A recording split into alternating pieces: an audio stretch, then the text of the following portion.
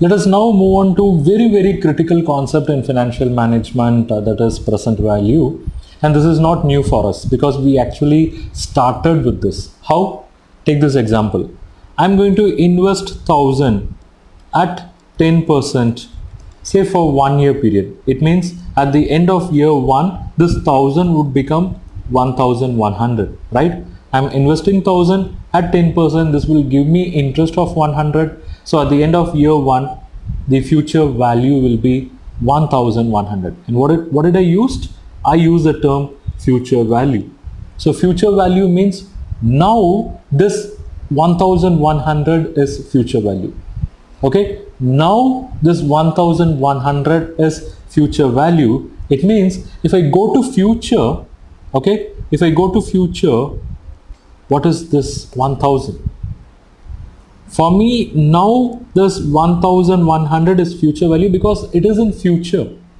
And if someone says that I'm going to get this 1100 in future, and if I ask a question, what is its present value? The present value is 1000. I hope you appreciate. I've invested 1000 at 10%, so its future value is 1100. So what is the present value? How I got into this 1100? Because the present value is 1000. Okay, so there is a relationship between these two numbers. That is, this 1000 actually takes you to 1100 in future. And if you want to bring the future to present, that is how you got into this future, because of the present. And what is that present? That present is this 1000. And so this is called as present value. And this 1100 is called as future value. Understand the relationship. I started from 1000, I moved on to 1100. So from 1000 I moved on to 1100, where I derive what is known as future value by doing something called as compounding. Now this is very critical understanding, and we have done this already. We have done a lot of examples, case studies to understand compounding. From 1000 I moved to 1100 by doing what is known as compounding. Now from this 1100 I can come back to 1000. From 1100 I can come back to 1000 by adopting a process called discounting.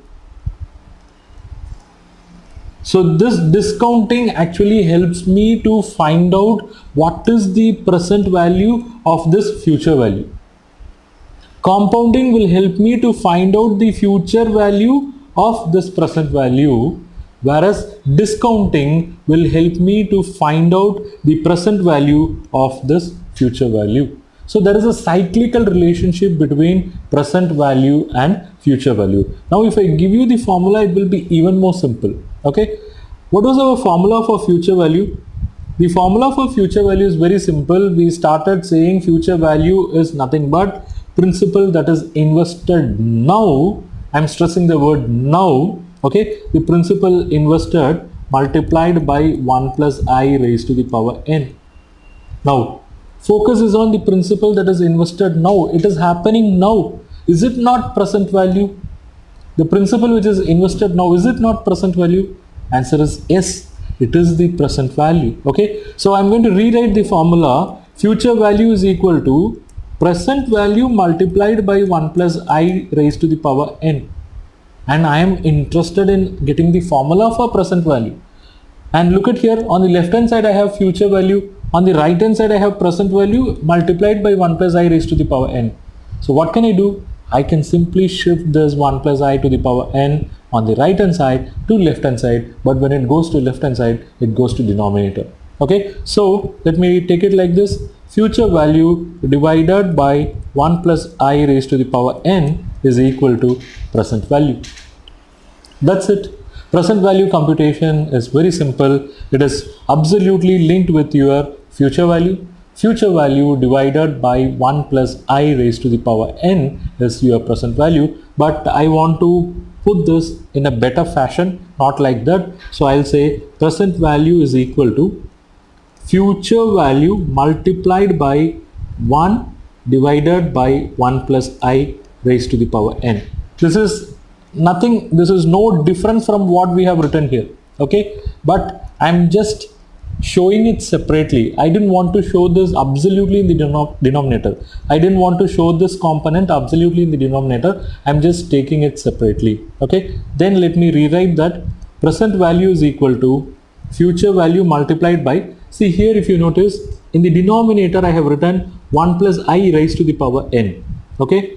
1 divided by 1 plus I raised to the power n is as good as writing 1 divided by 1 plus I whole raised to the power n.